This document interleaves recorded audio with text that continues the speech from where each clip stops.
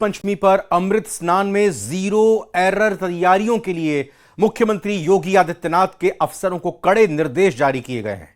CM योगी ने traffic और crowd management को बेहतर करने का आदेश जारी किया है।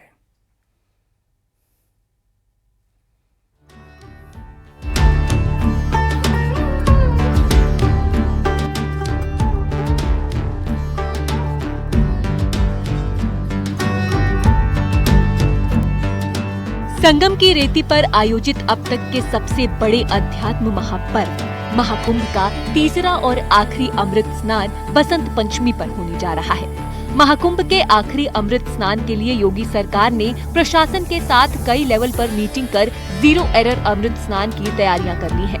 मेला प्रबंधन के डीआईजी ने पहले सभी घाटों पर एंट्री और एग्जिट पॉइंट्स पर चर्चा की तो सीएम योगी ने बसंत पंचमी पर अमृत स्नान की तैयारियों की समीक्षा की। इसके बाद सीएम योगी के अफसरों को कड़े निर्देश जारी किए। सीएम योगी ने ट्रैफिक और क्राउड मैनेजमेंट को बेहतर करने का आदेश जारी किया है। सीएम योगी ने कहा है कि बसंत पंचमी पर अचूक व्यवस्था सुनिश्चित हो और ट्रैफिक और क्राउड मैनेजमेंट को बेहतर बनाया जाए। ऐसा इंतजाम किया जाए कि संगम आने वाले श्रद्धालुओं को कम से कम चलना पड़े। पॉन्टून पुल पर आवागमन की व्यवस्था दुरुस्त करें। साथ ही सभी रास्तों पर पार्किंग स्पेस बढ़ाया जाए। अब क्योंकि कल बसंत पंचमी का अमृत स्नान होना है, जिसको लेकर भी युद्ध स्तर पर तैयारियां की गई हैं। कल खुद उत्तर प्रदेश के मुख्यमंत्री योगी आदित्यनाथ ने प्रयागराज मेला प्रबंधन के सभी पुलिस प्रशासनिक अधिकारियों के साथ एक अहम बैठक की है, जिसमें स्पष्ट निर्देश दिया है कि किसी भी कीमत पर अब कोई लापरवाही बर्दाश्त नहीं की जाएगी।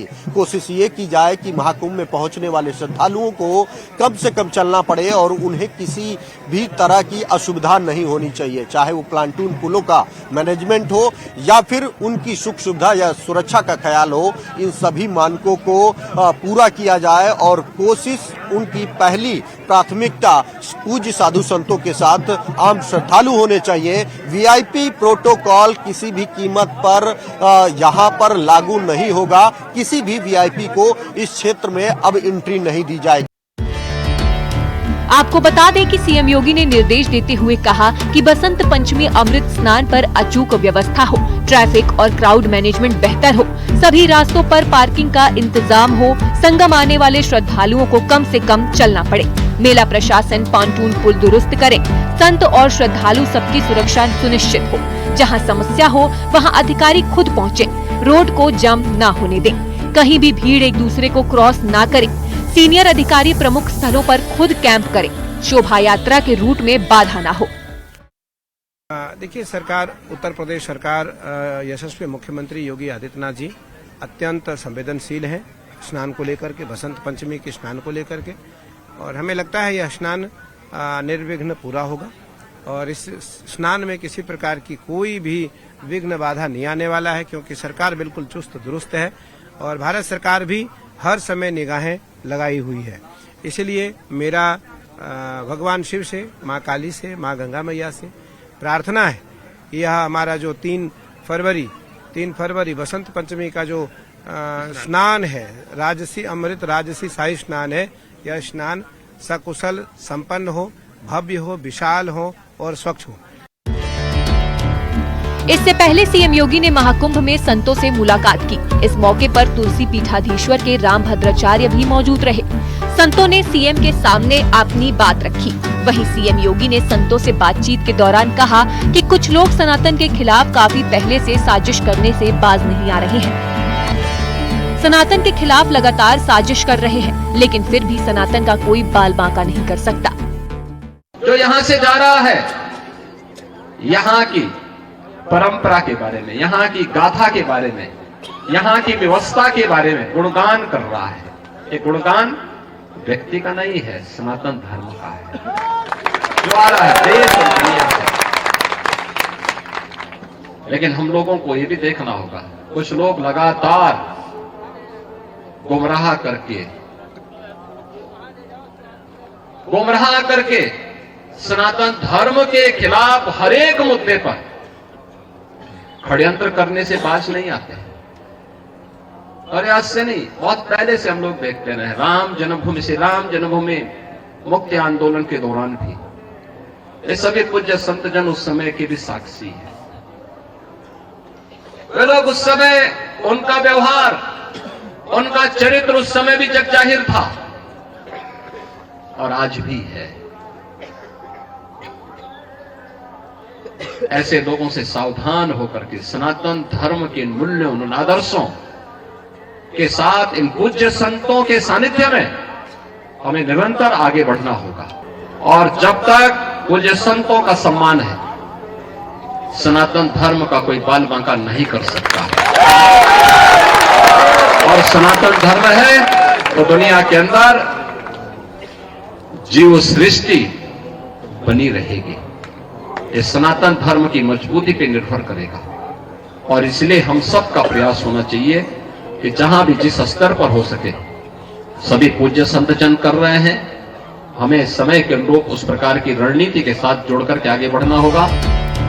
बता दें कि महाआस्था के महापर्व महाकुंभ के दिव्य भव्य आयोजन से श्रद्धालु अभिभूत हैं। श्रद्धालु महाकुंभ में की गई व्यवस्थाओं की तारीफ कर रहे हैं। संगम की रेती पर बसी आध्यात्म की दुनिया में सुरक्षा, स्वच्छता समेत अद्वितीय सुविधा देखकर सुखद अनुभव कर रहे हैं। ऐसे में बसंत पंचमी पर होने वाले अमृत स्नान अपने आप में एक नया कीर्तिमान रचने जा रहा है। Bureau report, news 18। महाकुंभ में अब तक करीब 34 करोड़ लोग आस्था की डुबकी लगा चुके हैं। अब 3 फरवरी को बसंत पंचमी के दिन तीसरा अमृत स्नान होने वाला है। इस दिन का क्या है खास महत्व, इस बार बसंत पंचमी पर शुभ संयोग क्या है, इस रिपोर्ट में देखिए।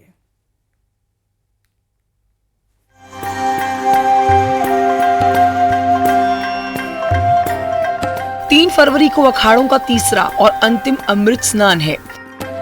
इस बार बसंत पंचमी पर कई वर्षों के बाद ऐसा अद्भुत संयोग आया है जब ग्रहों और नक्षत्रों का अद्भुत संयोग बन रहा है। इसीलिए इस बार बसंत पंचमी का स्नान पूर्ण स्नान होगा। ये महाकुंभ है और महाकुंभ में सबसे बड़ी बात यह है कि जो हमारे 3 मुख्य स्नान है, इसमें यह माना जाता है कि जो अमृत की वर्षा हुई है यहाँ प्रयागराज में हुई है। और बसंत पंचमी में जो हमारे ग्रह नक्षत्र गोचर करण योग उसी स्थिति में है जैसे जब समुद्र मंथन हुआ था उस स्थिति में थे। इसीलिए बसंत पंचमी का जो हमारा स्नान है इसको ऊर्जावान स्नान मानते हैं और ये हमारा अंतिम स्नान होता है। और सभी का यही कहना है कि हम सभी प्रयागराज में आएंगे और ये जो दिव्य भव्य स्नान के साक्षी बनेंगे। और हम भी ये चाहते हैं कि जो हमारा संदेश पूरे विश्व में जाए कि हमारे प्रयागराज में जो अंतिम स्नान है जो अब 140 साल के बाद आएगा, बहुत दिव्य हो, भव्य हो। और मैं समझता हूँ सभी सनातनी के जो भी हमारे अज्ञात के पाप उसका प्रायश्चित हो जाएगा। बसंत पंचमी पर ज्ञान की देवी माँ सरस्वती की आराधना का विधान है। गुरुओं के मुताबिक इस बार बसंत पंचमी का स्नान ब्रह्म मुहूर्त में शुरू हो जाएगा और पूरे दिन श्रद्धालु त्रिवेणी में आस्था की डुबकी लगा सकते हैं।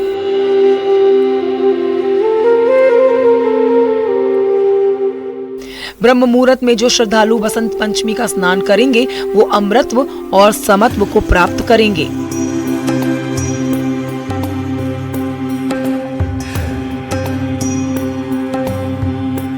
संपूर्ण दिन यानी बसंत पंचमी का जो मुहूर्त है वो संपूर्ण दिवस रहेगा और उसमें जो भी स्नान करेंगे अर्थात वह अमरत्व को, समत्व को और ईश्वरत्व को प्राप्त करेंगे। क्योंकि ज्ञान के द्वारा ही सृष्टि का संचालन होता है। अगर ज्ञान नहीं है तो बहुत आप धनवान हैं, बहुत बलवान हैं, लेकिन अपने जीवन का सही उपयोग आप नहीं कर पाते हैं। इसलिए इस स्नान को करना इसलिए भी आवश्यक है क्योंकि इस महाकुंभ का यह पूर्ण स्नान भी है अमृत स्नान। चूंकि स्नान तो बहुत सारे हैं, शिवरात्रि तक मेला चलेगा और शिवरात्रि के बाद तक यानी कि जो शिवरात्रि के बाद की जो अमावस्या आएगी उस दिन भी लोग स्नान करेंगे।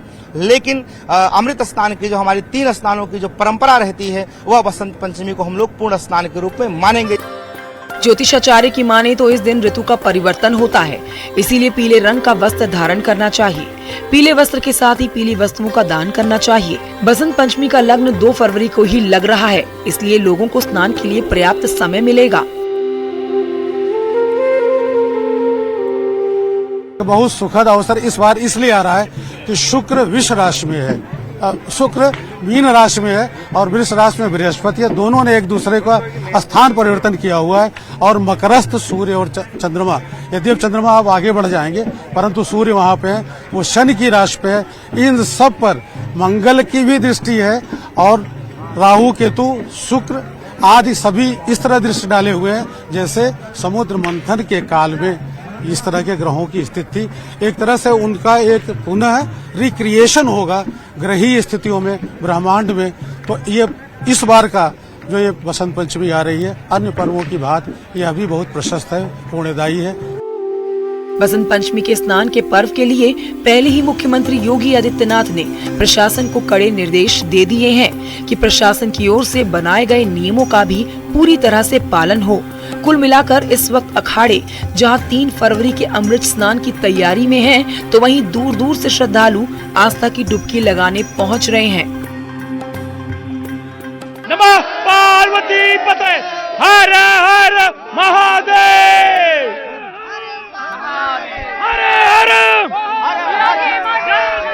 एक मिनट, ठीक है। तो देखिए, श्रद्धालु जो है वो जोश से लबरेज हैं और लगातार यहाँ पर पहुंच रहे हैं। उनसे बातचीत भी करेंगे कि कहाँ से आए हैं। और ये कुछ खास टी शर्ट्स जो आप देख रहे हैं, देखिए ये महाकुंभ के टी शर्ट्स हैं।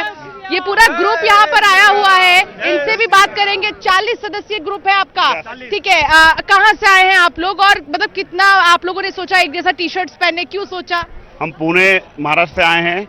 ये अलौकिक अद्भुत अविस्मरणीय कुंभ जो 144 ईयर्स के बाद हो रहा है, इसके लिए हमने इसे महाकुंभ महाशिवरात्रि की शिव जी की असीम कृपा से हमने वो टी शर्ट छपाए हैं। कुल मिलाकर देखा जाए तो बसंत पंचमी के अमृत स्नान पर अखाड़ों के साथ करोड़ों लोग आस्था की डुबकी लगाएंगे, जो अपने आप में एक अद्भुत पल होगा। Bureau report, news 18। महाकुंभ में वायरल हुई नीली आंखों वाली मोनालिसा को फिल्म का ऑफर मिल चुका है और वहीं दावा है कि उसे फिल्म के लिए 21 लाख रुपए की फीस मिल रही। हालांकि मोनालिसा का नया वीडियो भी सामने आया है जिसमें उसने लाखों की फीस मिलने की बात को खारिज कर दिया है। इस रिपोर्ट में देखिए।